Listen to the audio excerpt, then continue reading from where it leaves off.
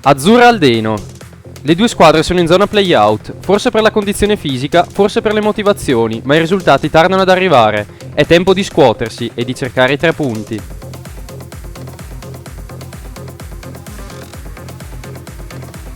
Garibaldina Sacco San Giorgio.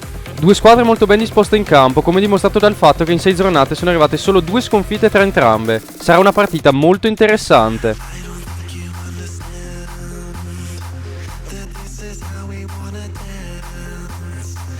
Leno Trambileno.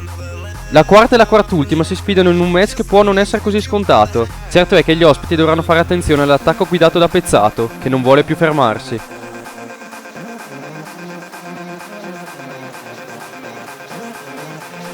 Marco Valpeio. La neocapolista ospita la cosiddetta stoppa grandi, dato che Garibaldina e Bolano hanno rallentato. Ora arriva la capolista Marco. Non c'è 2 senza 3 o i locali smentiranno la statistica?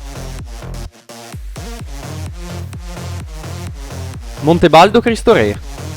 La Montebaldo in netta ripresa si trova quinta. Gli ospiti sono calati dopo il buon avvio. Riuscirà la Cristo Re a riscattarsi oppure i locali procederanno senza ostacoli?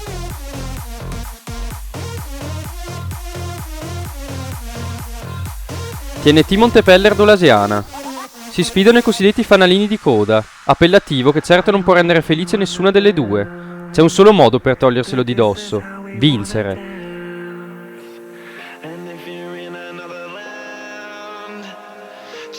Volano Spormaggiore. Il match clou di giornata vede 2 squadre nella zona nobile staccate rispettivamente 1 e 3 punti dalla vetta. Non c'è spazio per i deboli, oggi non si può sbagliare.